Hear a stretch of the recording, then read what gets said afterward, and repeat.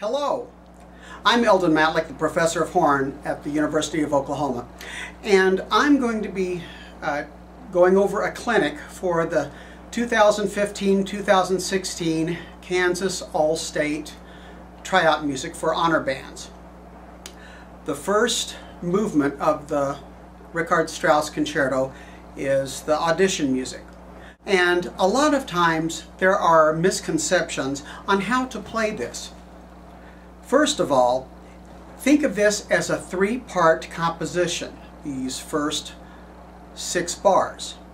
You have a pickup, a 3-note pickup, and it can be somewhat out of tempo. It's just like, here I am. And then you have a sequence of dotted 8/16 16ths quarters. A lot of times I hear misinflections on this particular passage to where I hear the main weight on the dotted note. So I hear a mismatch. Instead of being a pickup, I hear it as the downbeat.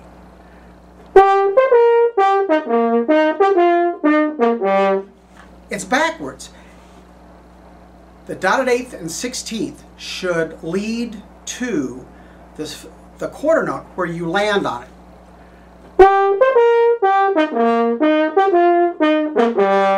Perpetual motion.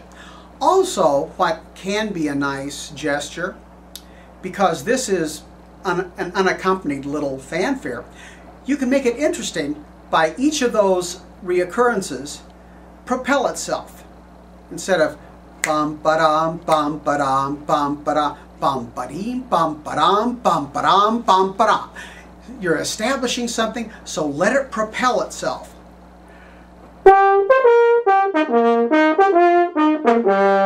So it's going forward, going forward, going forward. And then, at the very last, you have the coda of the piece. This is where you can pull back a little bit, bum, ba-dee, bum, and then really get a nice fat F.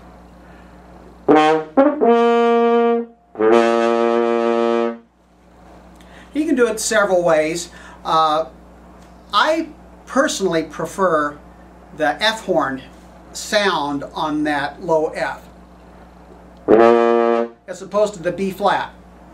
It has a tendency to bark out a little bit. However, if that's the easiest and most secure way you have doing it, I would initially go ahead with that.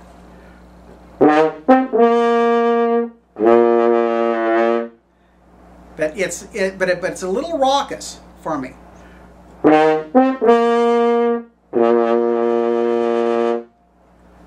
I still like the sound of that F horn better. So that's a value judgment.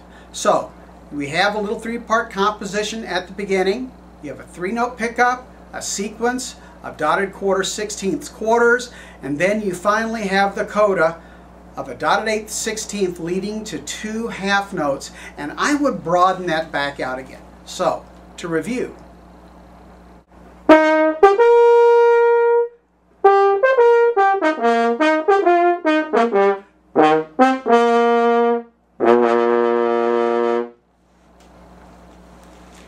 One other thing is that with the dotted 8/16 16th note, the 16th note will sound a little bit shorter simply because, rather softer, simply because it's shorter.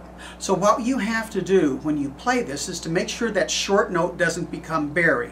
So make sure when you record yourself, and you should be recording yourself a lot prior to the audition, make sure that you can hear the identity of that 16th note so it sounds equally present. It shouldn't be over present, but it shouldn't be absent. Next, let's look at the next passage. We're going to skip the few lines to the Fortissimo entrance on measure 76. So, you have a big heroic entrance. This is energico, energetic. When we have the 16ths on measure 77, a lot of times I hear this played straight, which is fine, but if you want to have a little soloistic flair, you could do a little rubato. In other words, keep the tempo going. Then when you come in on the 16ths, you can start just a smidge slower and then accelerate to where you're on 1 on measure 78 right on time. You can experiment with this with a metronome. So to do this in tempo,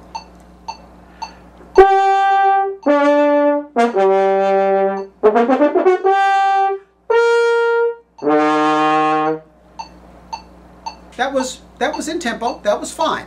If you want to be a little bit more soloistic with a little flair, you can play around with it like I was talking about.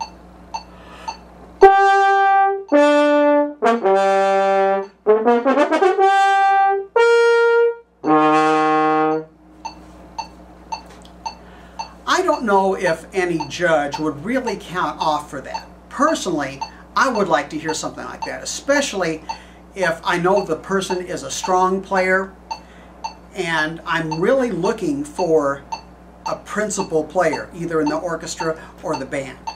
So that's something, that's a value call. I wouldn't give that a minor thought. I'm more interested in making music and hearing music from a young musician. On measure 79, this is another passage that I think is misplayed most of the time. I almost always hear on the cantabile line, on the last 3 eighth notes of 79, become suddenly softer. And to me it doesn't make sense. This is the way I hear it normally.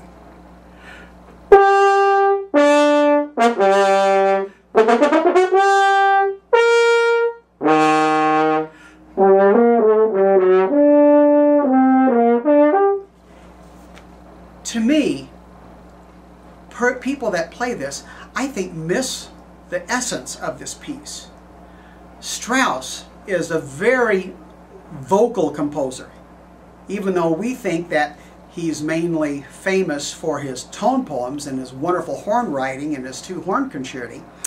Actually, he was more famous in the opera realm. So, a lot of these melodies are relatively singable, especially at 79. I think this needs to be more operatic and intense. Then, if you look on the next line, there's the diminuendo, which goes into the lyrical theme proper. So 79 really through 83, I think, is a transition, keeping the intense sonority from the fanfare, and then he's bringing it down into that nice cantabile passage.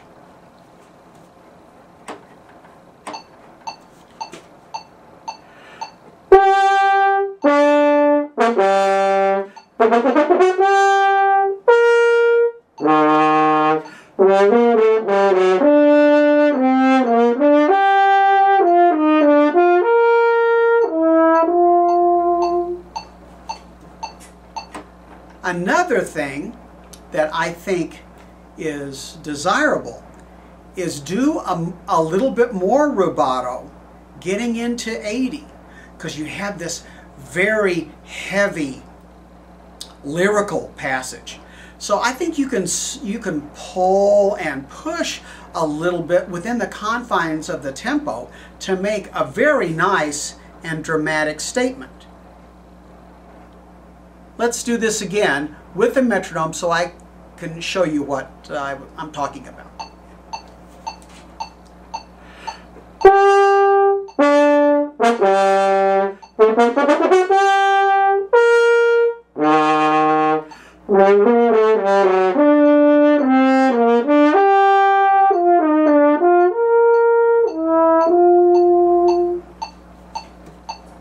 And there I'm down into the soft territory. Now, let's look at the pickup to 84, getting in to 107.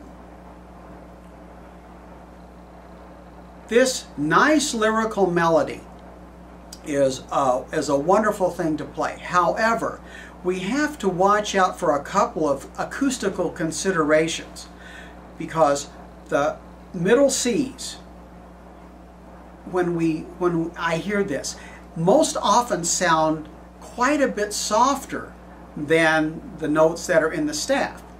Lower notes in general sound more soft to the ear than higher notes. It's a matter of acoustics. So what you have to do is make sure that you bring out the C and maybe the F just a little bit to where the entire melody is equalized as far as sonority. I'll play it without the adjustment.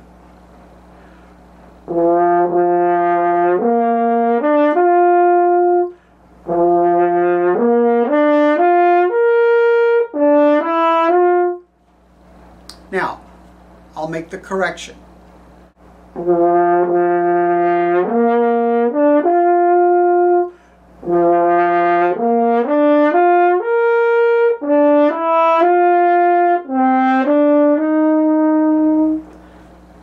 Also, here's another thing. Think about a different meter with this nice cantabile melody. We can still think of this in 4 if we want to.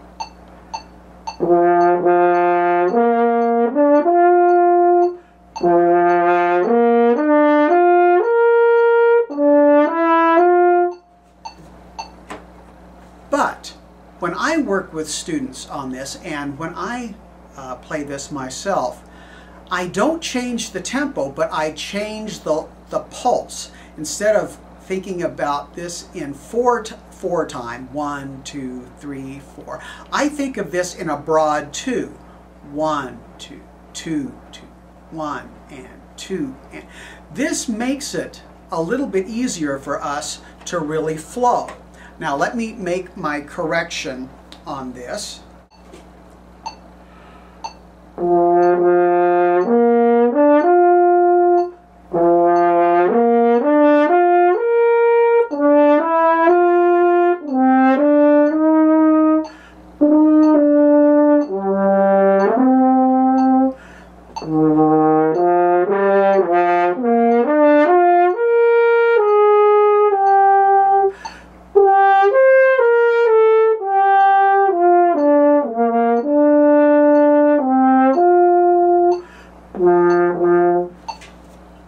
Okay, now right there, before 100, I recommend that you do a slight retard at measure 99 and then broaden the pickup into 93, and then when you're at 93, you're back in tempo. You have to think of the accompaniment factor, because there are some, if you listen to a recording, there are some woodwinds, flutes as a matter of fact, and they have this little 8th note passage, and almost all the time the conductor will want to broaden that out. I would do the same thing here. So if you play this with a piano version, make sure that your pianist does that as well, because it's a real nice gesture.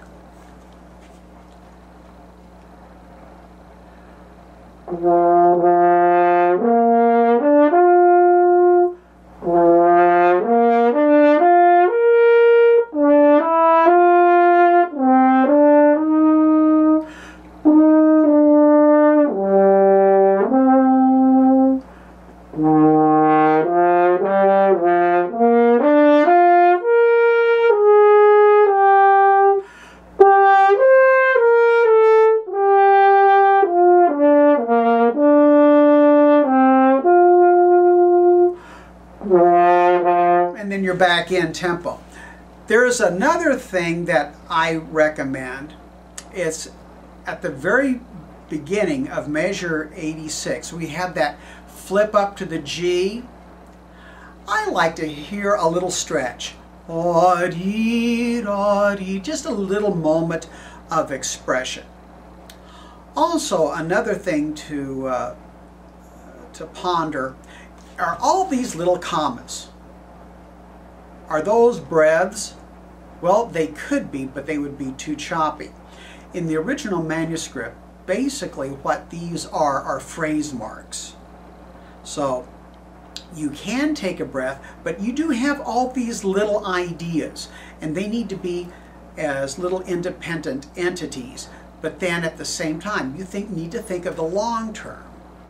Getting in to measure 107 from 100 with a pickup, you're continuing the same cantabile, but starting in the last line at 103, you have a transition. You have that little staccato, and it should be just a little light touch.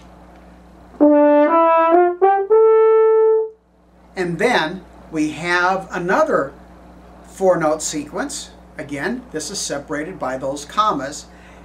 A little bit stronger, and I think it should be a little bit marked.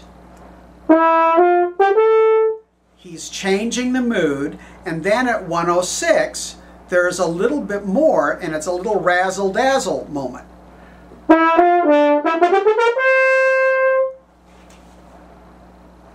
So you have a chain of events. I'm going to start right here at 100 with a pickup.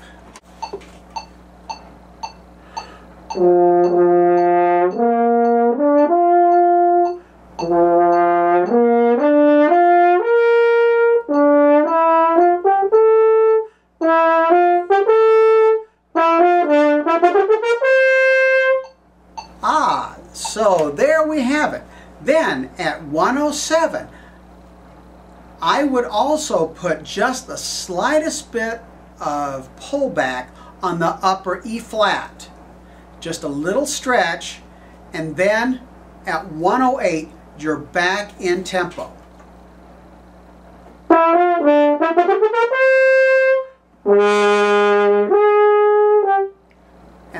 And then there's a little knock on the beat, and then you're off. Now, at the beginning of the next page, or 108, I recommend you rely more on the B flat horn. So instead of playing the normal F horn B flat combination,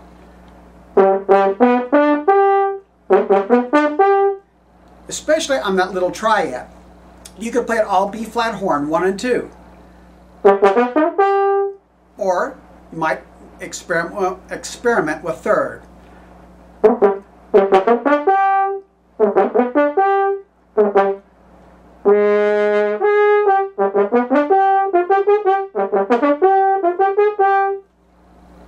So it really comes out quite nicely.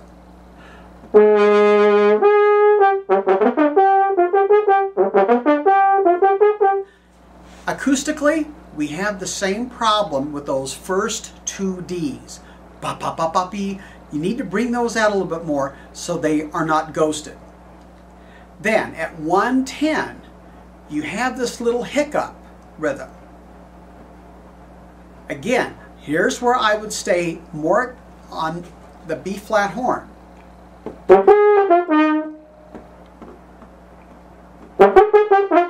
You could do it without the tie. Then with the tie, or more legato. Yeah, just give a little bit more identity to with the last articulated C. Just give a little pop. Then at 111, the second half of the bar, you have a 4-note group. Even though at this point we are still thinking in 4, 1 LE, 2 LE, 3 LE, 4 LE, I feel that if you play the 2 triplet figures as 1 unit instead of 2, instead of going like a pulsing, but think of more broadly.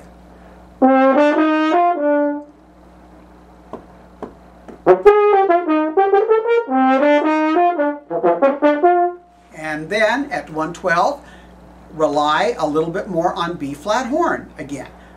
All open, Even the A.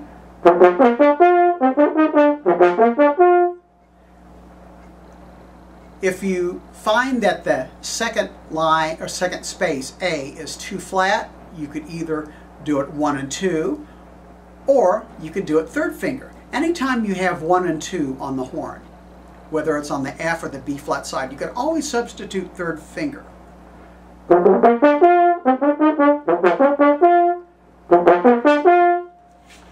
Whichever seems to come out the easiest for you. Then you have the little hiccup.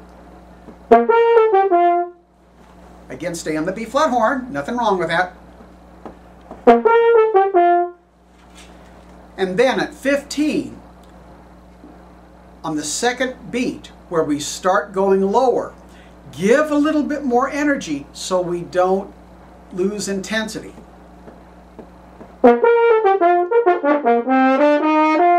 That's another 1 unit.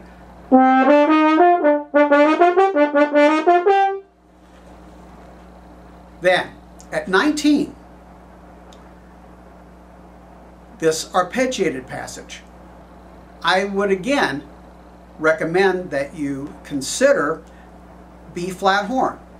You can do it F horn, but I think for agility as well as clarity, you will probably be better served with a B flat horn. So what I would recommend at the beginning of that return to the common time at 119 is play the F with a thumb, play both of your D's, third finger, and of course your B flats are going to be first finger, so you have the open third first, open third first.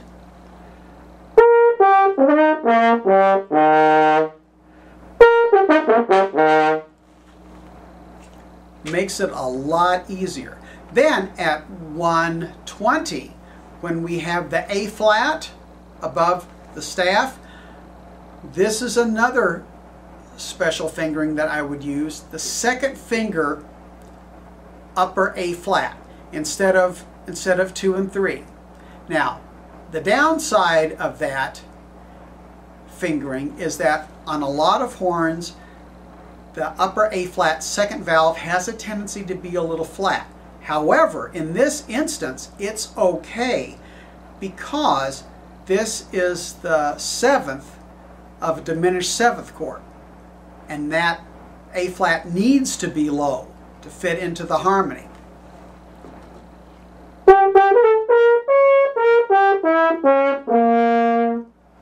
Yeah, it's okay. To me, going that 2 and 3 really sounds quite sharp to my ear. And then, getting into 121, you have these sequences.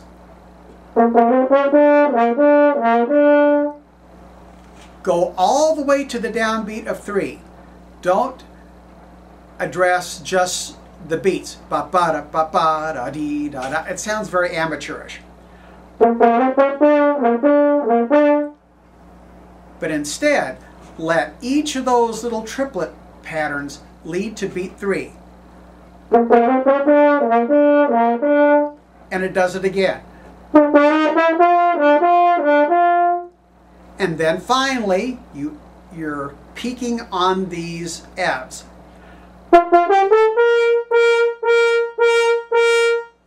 Now, as you play stronger, it's going to be really essential that when you use more energy, you don't blow faster air. When you play louder, you actually have to blow slower air, but it's more dense. Sort of if you've had a slush in the summer and they've gotten a brain freeze, that's the air that you need. I always tell my students when they're playing their loudest to use the slowest speed of air that they can. That way you get a big, massive sound, and it doesn't sound like ripping sheet metal, and it all turns to tone. Then, finally, at 125, you have the final conclusion of the fanfare. 121, or rather, excuse me, 126. This little scale, you can go ahead and either play it straight if you want to, or do a little more rubato like we did earlier.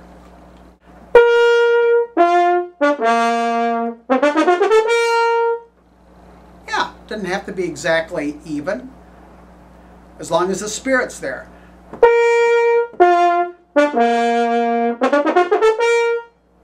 That's even. It's okay. But a little flair is always nice to have.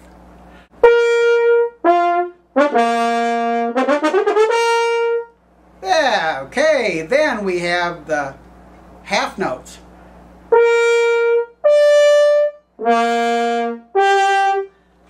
Yeah, nice and buoyant. Those accents should sound like the mark.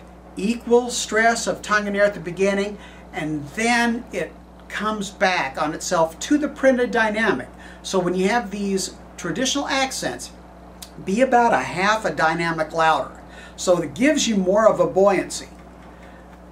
And finally, what I recommend to my students, the last 3 notes, play these F horn.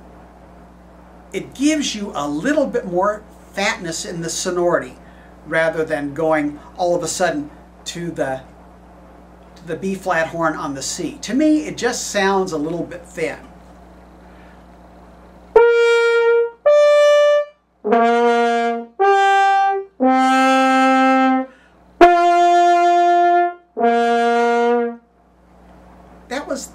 That was that B flat horn.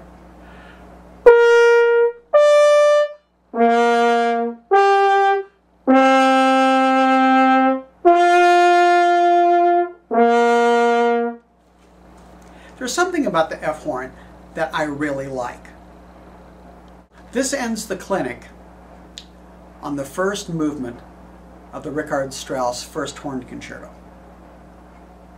I hope that I've given you some food for thought, given you some little tips on how to play this, and good luck on your auditions. Thank you.